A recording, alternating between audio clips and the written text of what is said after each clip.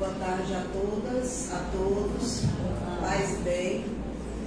É uma grande alegria estar aqui mais uma tarde, reunido com cada um de vocês. E num momento extremamente especial, porque eu considero que nós estamos dentro de uma instituição que nos permite estudar sobre coisas que a academia não nos permite ainda, é um grande privilégio. Hoje nós vamos falar sobre mundos regeneradores. E onde, além de uma sociedade espírita, onde, além de uma casa espírita, nós poderíamos tratar sobre esse tema. Nós ainda não conseguimos tratar sobre isso dentro das escolas, nós não conseguimos tratar dentro da academia, da universidade. Existem alguns estudos, mas nada ainda tão propriamente claro como nós vamos tratar dentro da doutrina espírita. E aí nós vamos começar a nossa explanação, né? Nós fizemos um videozinho, eu vou pedir aqui para reduzir a luz, para que a gente possa iniciar as nossas reflexões, os nossos estudos dessa tarde. Bem-vindo, Galvão. Recebendo as suas boas vibrações de energia daqui. Nessa tarde nós vamos fazer um estudo breve sobre os itens 16 até o 18 de O Evangelho segundo o Espiritismo. O Evangelho segundo o Espiritismo é uma das obras da codificação, né? É onde nós conseguimos abstrair dali os conceitos que os Espíritos trouxeram através da compilação dos estudos de Kardec e que fala muito próximo ao nosso coração. Nós vamos encontrar o Livro dos Espíritos, foi o primeiro livro da obra kardeciana, do Pentateuco, onde nós vamos encontrar 1001 perguntas e respostas sobre absolutamente tudo que se tinha de inquietação àquela época de Kardec. Dentro de O Evangelho segundo o Espiritismo, nós já vamos encontrar a explicação de muitas daquelas perguntas e respostas que nós vimos dentro do Livro dos Espíritos e também pegando, toda aquela parte do Novo Testamento do Evangelho. E aí nós vamos ver que existe lá no capítulo 3 essa explicação sobre essas muitas moradas na casa do Pai. E esse Pai compreendendo-se, não numa analogia terrena, mas Pai sendo o Criador, há muitas moradas na casa desse nosso Criador. A gente muitas vezes, ao observar a abóbora celeste à noite, a gente vê pontilhando em vários lugares estrelas que cintilam. Ali existem planetas, ali existem estrelas, existem asteroides, existe uma criação intensa que a gente sequer imagina que exista, que tenha sido criado. E muitas vezes na nossa pequenez, na nossa ignorância, na nossa limitação até de conhecimento cognitivo, nós desconhecemos e às vezes até acreditamos que somente nós existimos nesse grande universo. Existem pessoas que contestam quando se fala de vida fora da Terra. Algumas pessoas acreditam que fazem até chacota com relação a isso, como se nós fôssemos tão especiais que não houvessem outros planetas que fossem habitados. E seria uma grande injustiça Deus haver criado outros planetas, outras galáxias, para não utilizar absolutamente. Deixar somente o planeta Terra em sendo um planeta habitável e habitado.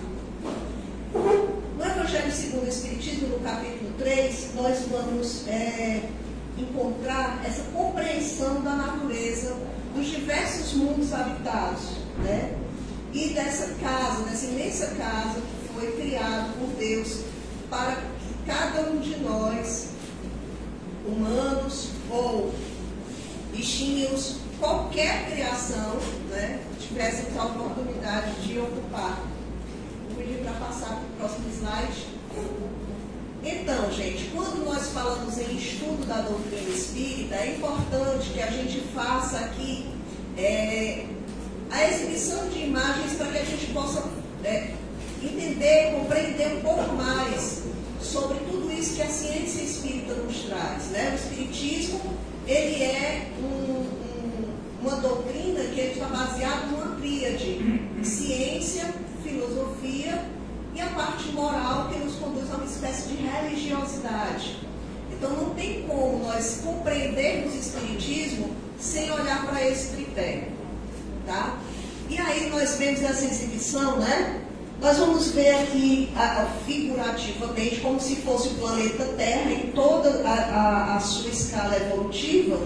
Ele, no primeiro momento em que ele é um planeta primitivo.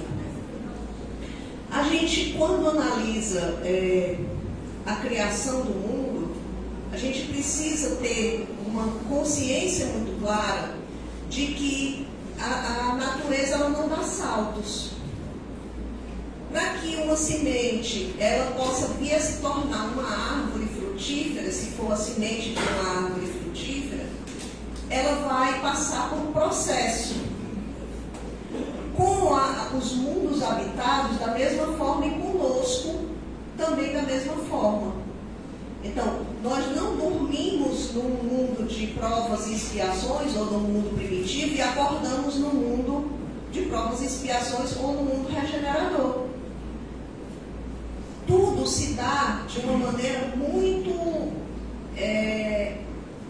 serena, no devido tempo, e seguindo tudo que é determinado por Deus.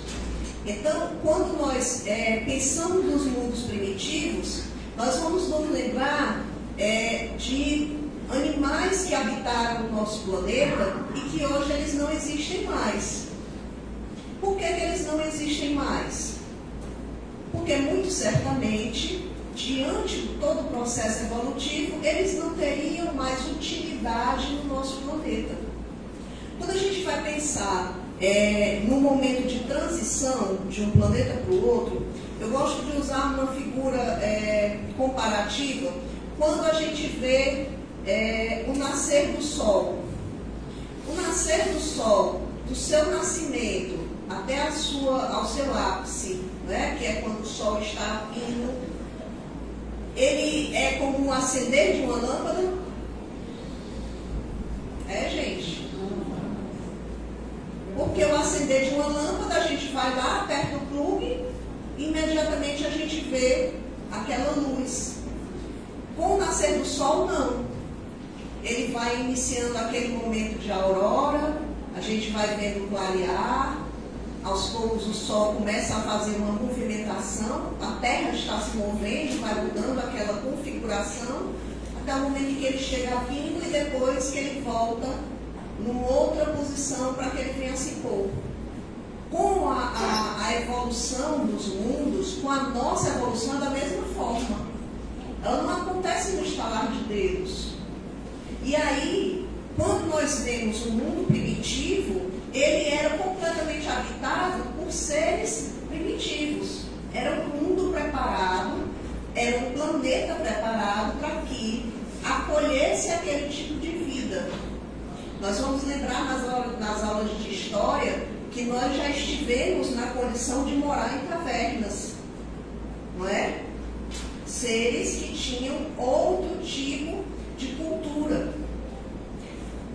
Quando o nosso planeta ele vai e migra para uma outra posição, ele vem para um mundo de provas e expiações, ele também vai mudar todas as características dos seus habitantes. Então nós não vamos ter mais aqueles seres como os dinossauros, né? Aqueles seres que andavam para poder manter uma família, o homem andava com tacapo, tacava na cabeça da mulher, arrastava pelo cabelo, né? Não é mais assim. Então, à medida em que nós fomos saindo desse mundo de primitivo para um mundo de expiação e provas, esse mundo ele foi passando a ter características diferentes. Quando nós vamos falar no mundo de regeneração, é óbvio que nós vamos estar num outro tipo moral de habitação. Os Espíritos nos explicam que esse tipo moral de habitação, ele é também ainda um momento de refazimento, é um momento de fôlego. É tão interessante porque lá no livro no Evangelho fala desse momento de fôlego que os Espíritos têm ao chegar no mundo regenerador.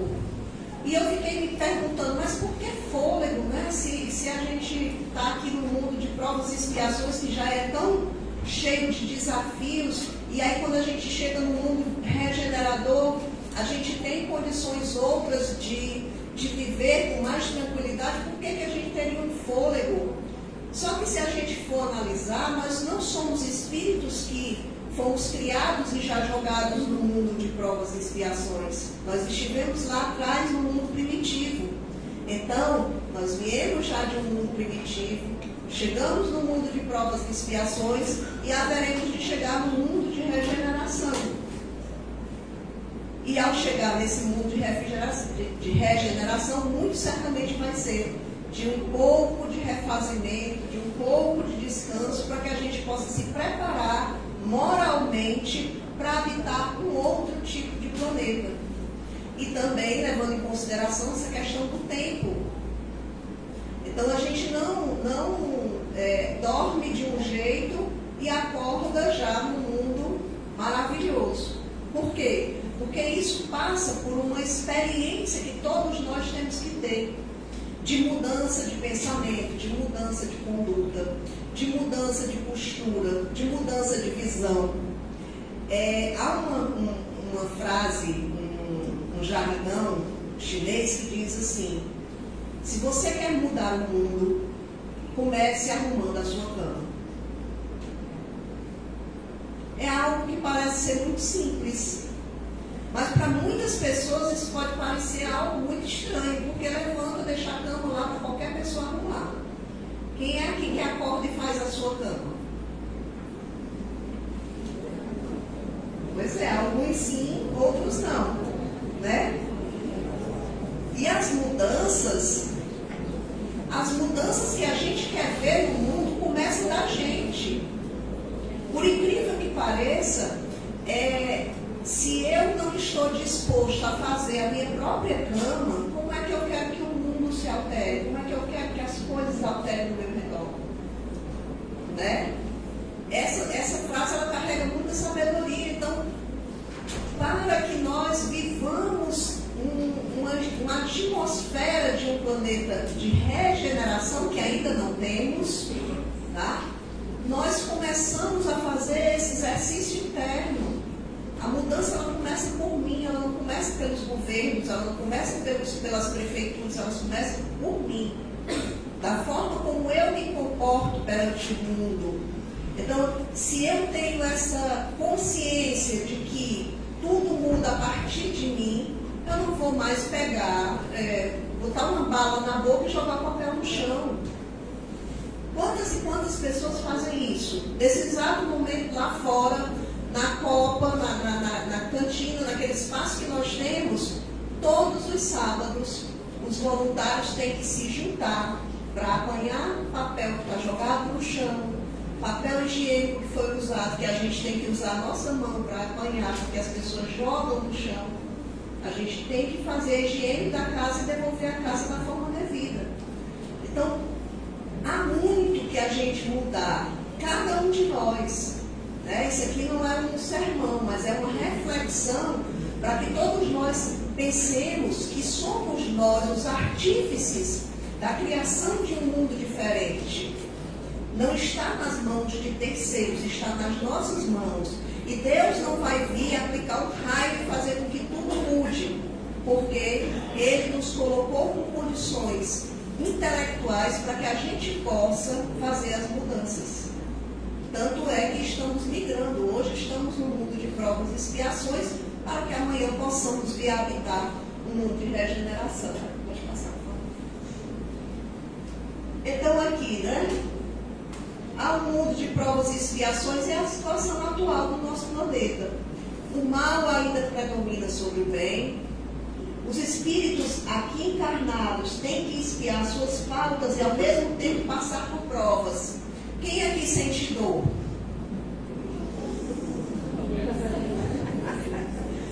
Olha, eu estou vendo que algumas pessoas não sentem, são privilegiadas. No mundo de provas e expiações, a dor é a coisa que nos faz mais semelhantes uns aos outros. Todo mundo é igual na dor. Todos nós experimentamos expiações e provas. Como numa escola. Numa escola a gente não tem provas, né? Para poder passar, gradar de ano, mudar de fase. Nós passamos por provas. E na vida não é diferente. Na vida não é diferente. É muito comum as pessoas dizerem assim, por que a felicidade ela não é plena? A felicidade são segundos, são minutos, que são furtivos. Porque nós ainda estamos no mundo de provas e expiações. É um mundo onde nós estamos aqui não por punição. Nós não estamos aqui por punição, porque Deus acha que nós somos criaturas que precisamos sofrer. De forma nenhuma, Deus não criou ninguém e nem nada para sofrer. Embora o filósofo Leon Denis diga na sua obra o porquê dos... Desculpa, tentando lembrar aqui do livro. O problema do ser do destino e da dor, ele diz lá que tudo que vive sofre. Muito obrigada por me salvar. Tudo que vive sofre. Tudo que vive sofre no planeta de provas e expiações. Até mesmo aquilo que a gente acha que não sofre, por ser um objeto inanimado, ele sofre o atrito quando você puxa uma cadeira dessa, riscando as pernas da cadeira do chão, ela sofre um atrito. A cerâmica sofre o atrito e as pernas da cadeira sofrem o atrito. Ali não há uma dor semelhante à nossa, mas há um atrito, há um sofrimento, né? Então nós estamos dentro desse planeta que exige de nós ainda muito esforço para que a gente possa gradar um outro estágio. Isso significa que é um momento de experiência para cada um de nós. Por isso que o Espiritismo ele nos esclarece que nós não podemos nem devemos nos desesperar diante das dificuldades que a vida nos apresentar. Porque nós estamos ali afinando esse nosso instrumento. Afinando esse instrumento que é a nossa alma, o nosso espírito que está naquele momento encarnado. Então, aquelas dificuldades que se nos apresentam, que muitas vezes parecem algo que a gente não vai conseguir superar, são, na verdade, provas que são necessárias ao nosso crescimento. E à medida que nós vamos criando essa espécie de casca grossa, porque a gente vai passando pelas situações e a gente diz assim, não, eu já sei que isso daqui vai passar. Uma hora isso vai passar. E aí você vem para uma outra experiência, às vezes mais dura, e você respira fundo e você diz, não, mas eu sei que isso vai passar. Nós vamos começando a criar uma espécie de carcaça que vai nos mostrando que nós somos capazes, sim, de suportar uma outra dor e de vencer aquela dor. Então, o mundo de provas e expiações é para nós a grande oportunidade de nós estarmos experimentando essas situações, criando essa carcaça, adquirindo anticorpos necessários para que a gente possa avançar para desafios maiores, né? Vou pedir para passar.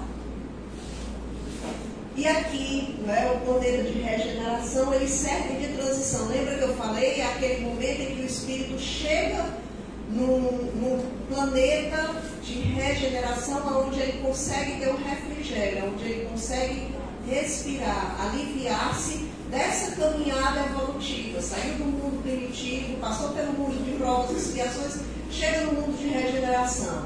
Esse mundo de regeneração Ele é um mundo onde só existem espíritos puros? O que é que vocês acham? Não, porque nós não estamos ainda nessa condição. Haveremos de um dia chegar, mas ainda estamos em estado de crescimento. Será que nesse mundo de regeneração não vai haver disputas? Disputa de ego, disputa de poder, o que vocês acham? Não ou sim? Sim. Vai haver. Só que ainda não vai levar para esse planeta os fratricídios. Ainda não vai mais haver, né, o que a gente vê hoje, pai matando filho, filho matando pai. Por quê? Porque os espíritos que habitarão esse planeta, que ele é um planeta de transição, serão espíritos que estão ainda nessa escala evolutiva moral, onde eles vão estar buscando, e já aprenderam várias lições, mas vão estar buscando gradar uma outra posição nessa escala evolutiva. Esse será o próximo passo evolutivo em que a Terra passará, é a reconstrução da sociedade sobre novos valores morais, e o bem predomina sobre o mal. Eu me recordo que em meados de 2012 as pessoas tiveram até um susto coletivo, onde começaram a dizer que o mundo ia se acabar. A humanidade ela ainda pulsa muito nessa coisa de que o mundo vai se acabar. A primeira vez que o mundo se acabou foi com água, porque veio o dilúvio, acabou com tudo. E a próxima vez que o mundo vai se acabar com fogo, porque já veio com água. E se cria toda uma perspectiva negativista de que o mundo vai acabar e o mundo não vai acabar. Então aqueles que esperam por essa hecatombe, eu sinto muito informar, não vai acontecer. O que há de acabar são os nossos corpos em planetas que não nos cabem mais, e não nos cabem mais muitas vezes. Nós não temos condição moral de ir para um mundo regenerador, mas como o planeta Terra está previsto para tornar-se um mundo regenerado, ele vai caber pessoas que ainda pulsam na energia do mal, da violência.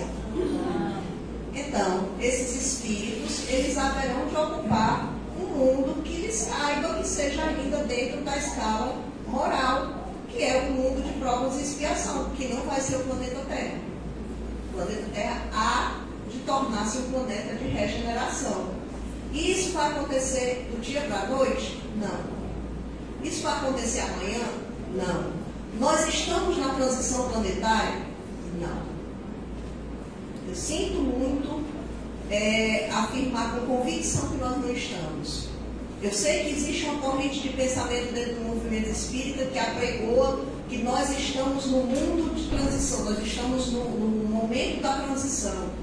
Mas se nós olhamos com muita frieza para a realidade que nos cerca, é contraditório nós dizermos que nós estamos passando o momento da transição. Ainda existe fome? Egoísmo? Sim. Existem assassinatos? Sim. Guerras? Existem traições? Existem pessoas cuja ambição faz com que ela vá buscar, acima de qualquer coisa, o seu bem-estar em detrimento do bem-estar do outro? Então nós não estamos num momento de transição. É querer nos iludir. Nós podemos estar caminhando para isso, mas enquanto o mal for predominante, nós não estamos vivendo um momento de transição. É iludir-se. E quando a gente olha para a nossa humanidade, antes mesmo da gente iniciar a nossa fala, eu mostrava para o meu querido Carlos Augusto uma manchete de jornal de uma criança que foi raptada na cidade de Juazeiro do Norte por um homem que era cobrador da mãe dessa criança. A mãe devia R$70 e ele sequestrou a criança, estuprou a criança e colocou em outra cidade. A criança foi achada, está sob cuidados médicos, e eu posso falar que nós estamos vivendo o momento da transição, um fato isolado que nos causa espécie. Como que alguém faz isso com uma criança por conta da dívida de uma mãe?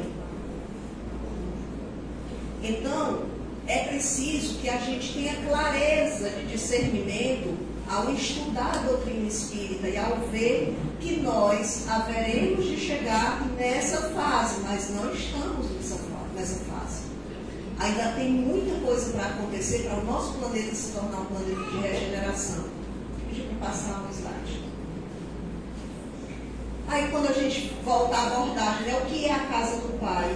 Nós temos um mundo espiritual, onde vivem e pulsam os espíritos, é a nossa verdadeira pátria. A gente vem para cá e cria a ilusão de que aqui é que nossa casa é efetiva, e não é, nós estamos apenas de passagem. Então tudo isso que a gente coloca sobre nós é mera ilusão. Nada nos pertence. Caixão tem bolso? Alguém leva o terreno, leva a casa, o carro novo que comprou, aquela mansão maravilhosa lá na praia, leva quando vai embora? Fica por aqui, muitas vezes sendo fonte de dissensão entre a família. Não é? A gente não leva nada. Múltiplas moradas, nós falamos um pouco sobre isso aqui durante esses minutos que nós iniciamos a nossa fala, que todos esses planetas, eles têm uma destinação, eles têm uma habitação, possuem espíritos que lá existem, que muitas vezes não vão ter a nossa compleição física, não vão ter os nossos formatos, mas que habitam essas novas moradas, né? E a diversidade espiritual. Cada alma habita a morada que corresponde ao seu estágio de evolução, permitindo um desenvolvimento individualizado. Por mais que eu ame meus filhos, por mais que eu seja completamente apaixonada por eles, a minha evolução vai ser diferente da deles. Eles podem ir mais rápido que eu para um mundo de regeneração. Nós não temos essa conexão de um arrastar o outro. O desenvolvimento é individual. Quando nós falamos de moradas diferentes, né, nós vamos pensar nesses planos espirituais. Plano espiritual inferior ou plano espiritual primitivo, muito vinculado àquelas almas apegadas a vícios e paixões terrestres, onde nós que estamos no mundo de provas e expiações, estamos situados. Nós somos muito afeitos às paixões. Acabei de falar, eu sou apaixonada pelos meus filhos. É paixão. Meus filhos são espíritos. Nessa existência são meus filhos. Estão meus filhos. Mas eles não me pertencem. A caminhada de cada um deles vai ser de uma forma, assim como a minha é, com as minhas particularidades, com as minhas deficiências, com as minhas questões internas. Nós temos um plano espiritual interno, exatamente, isso aí mesmo, Dante. Isso que você falou. O Dante acabou de voltar do plano espiritual, então ele está com notícias muito mais fresquinhas do que eu. Né? Então, é isso mesmo. Então, o plano espiritual intermediário, ele está habitado por almas em processo de purificação, buscando o autoconhecimento e a evolução. Todos nós que conseguimos nos libertar desses atavismos passados, dos apegos, dessas paixões, nós estamos compreendendo por que nós fomos criados. E isso vai nos libertando e fazendo com que a gente possa ascender um outro plano moral na criação divina. E o plano espiritual superior, né? As almas iluminadas com maior grau de compreensão de lei divina e do serviço ao próximo. Quem que a gente poderia colocar nesse plano espiritual superior? A criatura mais pura que passou por esse planeta Terra, Jesus. Completamente desprendido, totalmente devotado ao amor ao próximo. E seguindo Jesus, nós vamos encontrar outras almas extremamente devotadas. Nós vamos encontrar uma irmã Dulce. Isso eu não quero dizer que ela está num plano espiritual superior, mas bem mais elevado que nós, sim. Por quê? Porque foi uma criatura que devotou a sua vida completamente aos mais desvalidos, esquecendo-se de si próprio. Nós vamos encontrar Mahatma Gandhi, nós vamos encontrar a Madre Teresa de Calcutá e tantos outros que se devotaram, que fizeram da sua vida um hino de amor ao próximo. E aí, agora acho que é um vídeo, né, para a gente compreender a nossa imensidão no universo.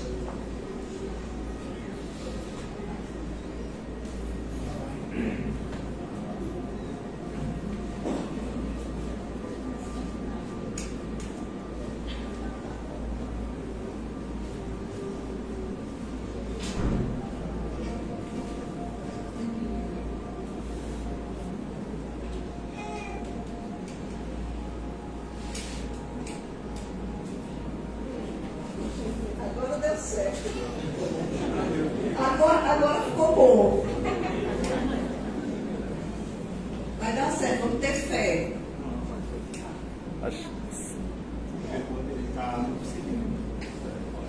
Não, preciso confidenciar para vocês uma coisa. Eu estava tentando montar essa apresentação antes de vir para cá. E eu trouxe meu notebook, eu trabalho a semana toda lá no Trairi. Aí eu trouxe meu notebook para cá, porque não, vou apontar lá. Deixei para a última hora. Fui ligar o computador, né, o notebook rodando. Minha prima tinha acabado de comprar um notebook, minha irmã disse assim, não, usa o notebook dela, porque aí é mais rápido. Realmente foi mais rápido, mas eu não conseguia baixar o vídeo. Aí não conseguia baixar o vídeo. Eu digo, não, vou para casa de Francisco, chegando lá, a gente monta tudinho e coloca lá a exibição. Aí eu chego aqui, o que é que acontece? O que é que vocês acham que aconteceu? Estava sem funcionar o notebook. Aí Carlos Augusto pediu socorro aqui, o nosso amigo aqui da frente, para poder, só com a energia, que vocês vejam que é a condição moral do indivíduo. Bastou ele chegar perto do notebook, o notebook funcionou. Pois é. Aí agora é o data show. Eu quero dizer para esse... eu tenho um obsessor que ele é Megazord. Vocês já viram aquele Megazord? Aquele bichinho, né? Pronto, né? Eu quero que o meu Megazord ele me deixe fazer o final da palestra. Porque senão eu vou ter que observar você até 10 horas da noite aqui. Vocês não vão aguentar. E sem falar que eu e meu colega de tribuna hoje, nós viemos combinados. Olha, levante aí, meu amigo. Olha aí, rapaz, esperança. Que foi essa combinação? Não sei, ninguém se falou, né? Foi espiritual, então. Estamos conectados, e aí? Tá certo. Mas vai dar certo, não tem fé. Mas nós estávamos ali seguindo um vídeo, né? Onde ele faz ali uma demonstração clara do quanto nós somos insignificantes na criação divina. E ainda há aqueles que abrem a boca e dizem assim, você sabe com quem é que você está falando? Não é? Tem gente que tem essa audácia de dizer, você sabe com quem você está falando? Sim, você não está nada, né? Igual a mim. Então, vai dar certo? Vai. E nesse vídeo ele faz uma espécie de viagem onde a gente vai se vendo deitado lá numa grama e de repente a gente vai se distanciando e vai vendo que nós, enquanto indivíduos, somos dentro dessa composição imensa que são as diversas e inúmeras galáxias que compõem essa grande criação que foi feita por Deus, onde nós habitamos, né? E aí, nada, vai. A esperança é a última que morre.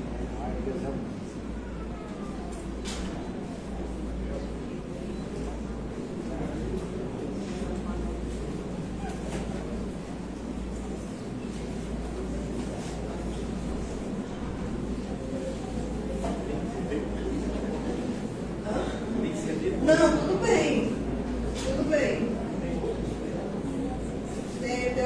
slides ainda para apresentar. Mas não tem problema pegar meu celular aqui.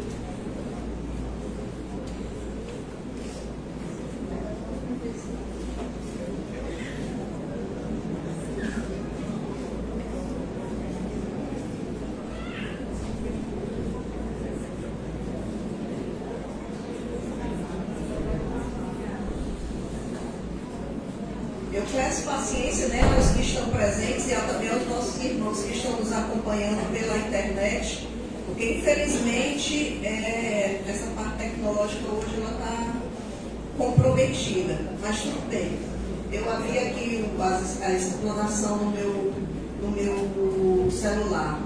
Então nós falávamos desses planos, né? No plano espiritual superior, onde habitam espíritos que são da estirpe de Jesus, que vieram ao nosso planeta Terra para nos ensinar algo que é extremamente importante, mas que nós ainda não aprendemos. Ele veio trazer para nós a lei de amor. Nós ainda não sabemos amar.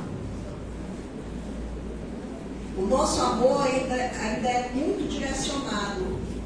A gente não consegue amar como Jesus amou a cada um de nós e ama a cada um de nós. Os nossos amores, as nossas afeições, os afetos, eles ainda são vinculados àquilo que a gente quer receber de volta. Olha, eu te amo, mas você precisa me amar. Porque se você não me amar, meu amor vai deixar de existir por você. Porque o nosso amor é um amor que não é um amor ágape. É uma compreensão ainda equivocada do que é amor. Quando a gente ama de verdade, mesmo que nós não tenhamos mais do nosso lado aquele objeto do nosso desejo, a gente se sente feliz porque aquela pessoa está feliz. Então esse é o amor verdadeiro. Esse é o amor verdadeiro, né? Então, a vida espiritual, ela possui dimensões vibracionais totalmente distintas.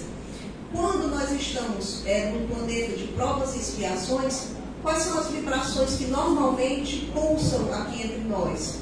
São as vibrações das energias, dos interesses, das paixões, dos afetos ainda distorcidos, né?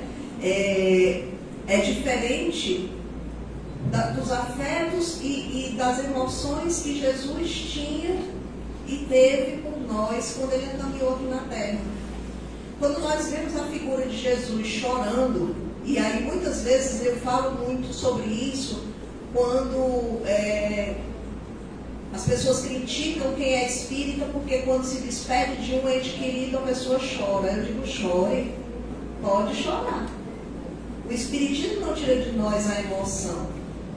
Chore sim, porque você não vai mais ver com os seus olhos aquela pessoa que você ama. É natural. E o choro é tão sagrado que Jesus chorou. Se fosse o contrário, nós não teríamos nenhum episódio registrando em que Jesus houvesse chorado. Mas ele chorou. Ele chorou por quê? Porque ele estava com pena dele?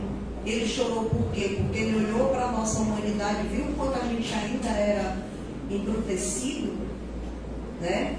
Então, é importante que a gente possa tentar entender que as emoções, elas são distintas mesmo dentro de um planeta de provas e expiações. Então Jesus chorou, demonstrando claramente o intenso amor que ele tinha por nós e tem por nós. E aí a gente vai falar um pouco sobre os exemplos práticos, né? De quando a gente busca, pronto, que bom. Quando a gente busca pulsar no outro tipo de vibração energética, nós vamos fazer uso de quê? Da meditação.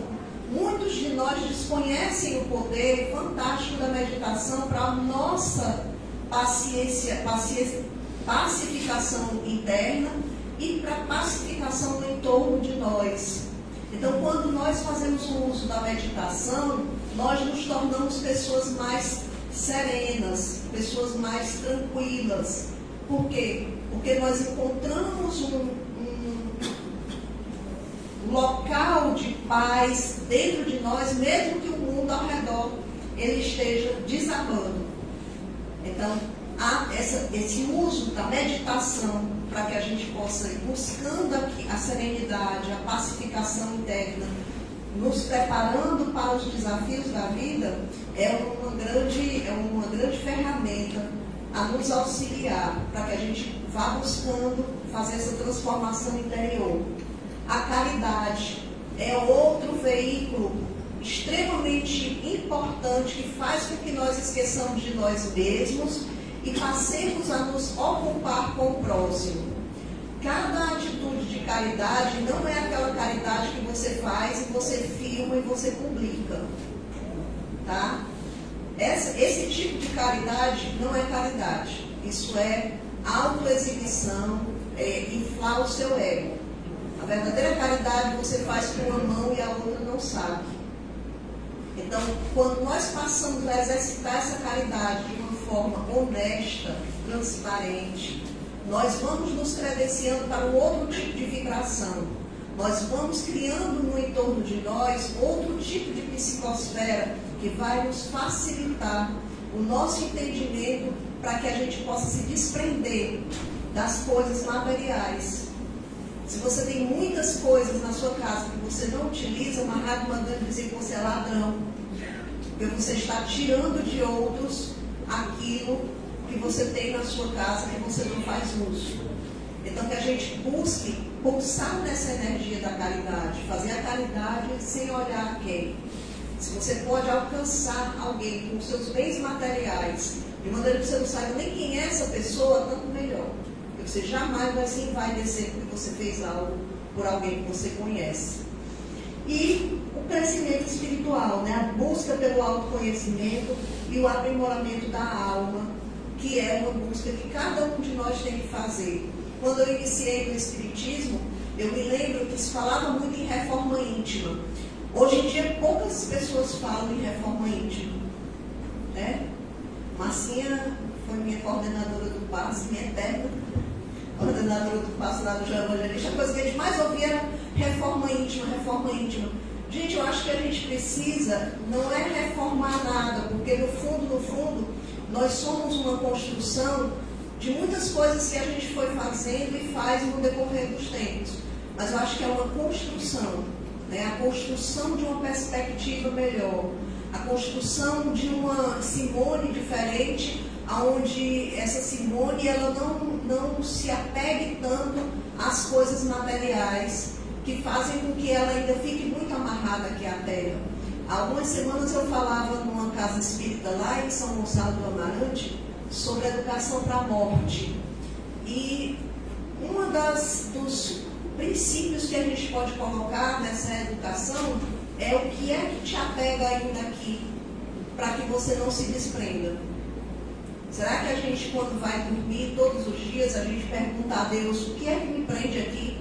Será que alguma âncora me sedimenta desse lugar para que eu possa não me desprender da forma correta quando Deus me chamar para uma outra experiência? A gente não faz essa pergunta, né? Mas é muito importante que a gente faça essa viagem de autoconhecimento. O que me prende?